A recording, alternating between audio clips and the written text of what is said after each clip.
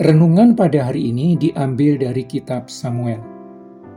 Demikian firman Tuhan yang disampaikan di dalam 2 Samuel 13 ayat 11 sampai 15.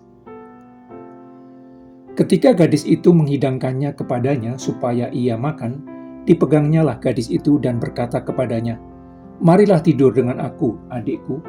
Tetapi gadis itu berkata kepadanya, "Tidak, kakakku, jangan perkosa aku. Sebab orang tidak berlaku seperti itu di Israel. Janganlah berbuat noda seperti itu. Dan aku, kemanakah ku bawa kecemaranku? Dan engkau akan dianggap sebagai orang yang bebal di Israel.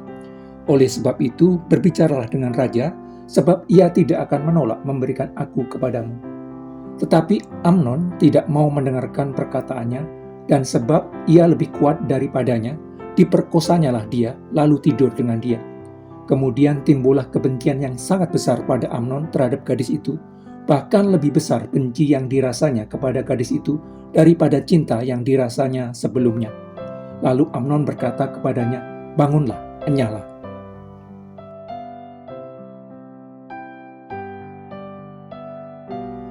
Ketika Tuhan Allah membentuk manusia dari debu tanah dan menghembuskan nafas hidup ke dalam hidungnya, manusia menjadi makhluk yang hidup.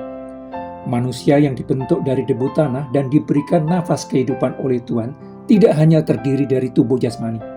Manusia juga memiliki emosi. Emosi merupakan perasaan intens yang ditujukan kepada seseorang atau sesuatu. Emosi merupakan reaksi terhadap tindakan yang dilakukan orang lain atau suatu hal tertentu. Emosi merupakan hasil penilaian seseorang atas tindakan seseorang atau suatu hal tertentu. Jika seseorang bereaksi positif terhadap suatu tindakan orang lain atau suatu hal tertentu, maka dapat berwujud perasaan senang, gembira, atau sukacita. Jika seseorang bereaksi negatif terhadap suatu tindakan orang lain atau suatu kejadian tertentu, maka dapat berwujud perasaan sedih, kecewa, atau marah. Reaksi seseorang yang merupakan hasil penilaiannya terhadap orang lain atau suatu hal tertentu akan mewujud di dalam tindakan tertentu. Emosi positif yang dimiliki seseorang dapat diekspresikan di dalam tindakan tersenyum, tertawa, memeluk, mencium, dan berbagai tindakan positif sejenis lainnya. Emosi negatif yang dimiliki seseorang dapat diekspresikan di dalam tindakan cemberut, menangis, memaki, memukul, dan berbagai tindakan negatif sejenis lainnya. Suka merupakan bentuk emosi positif yang kuat sebagai hasil dari kesenangan terhadap sesuatu. Kesukaan terhadap seseorang seringkali berasal dari penilaian terhadap karakteristik fisik seseorang yang sesuai dengan yang dibayangkannya. Kesukaan terhadap seseorang seringkali karena berperilaku selaras dengan yang diharapkannya. Suatu tindakan yang dilakukan seseorang yang merupakan hasil dari penilaiannya atas suatu hal merupakan wujud nyata dari emosinya. Akumulasi dari perasaan yang dimiliki seseorang akan menghasilkan suatu tindakan spesifik tertentu. Hasrat seksual selalu dimulai dari rasa suka atas berbagai hal yang melekat pada seseorang, yang berkembang menjadi keinginan. Hasrat seksual selalu dimulai dari emosi positif yang kuat yang timbul di dalam hati seseorang, yang disemai menjadi hasrat birahi. Ketertarikan dan hasrat seksual yang dibangun dan dikembangkan di luar koridor pernikahan menghasilkan nafsu birahi. Nafsu birahi adalah hasrat yang kuat terhadap seks. Meskipun merupakan proses biologis alami manusia, nafsu birahi berbeda dari cinta yang mencakup kasih sayang dan welas asih yang lebih mendalam. Orang yang dikuasai nafsu birahi akan memperlakukan orang lain sebagai objek pemuas hasrat seksual dan bukan sebagai manusia seksual yang utuh dan otonom.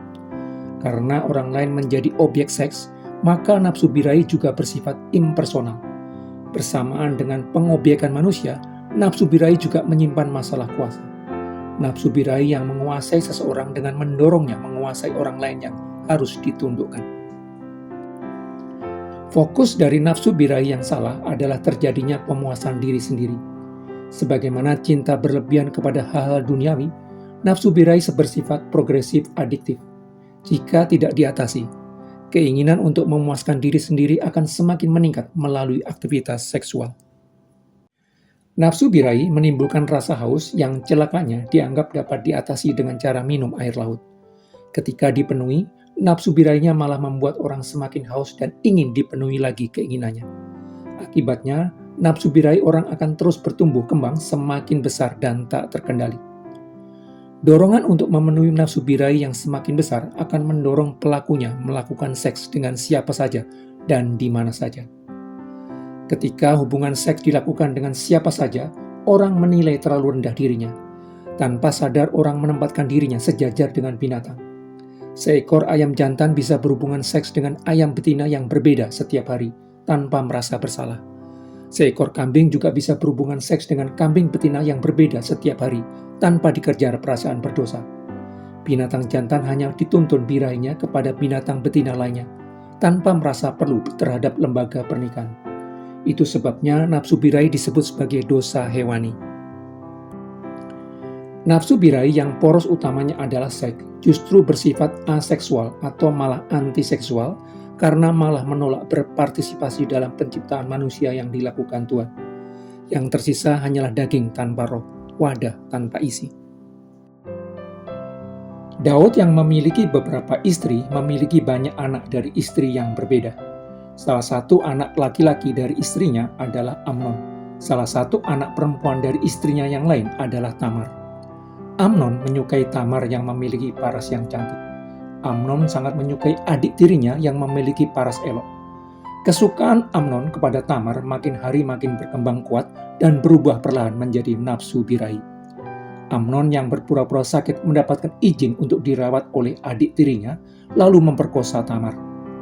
Anehnya, setelah memperkosa adik tirinya, Amnon malah dikuasai kebencian.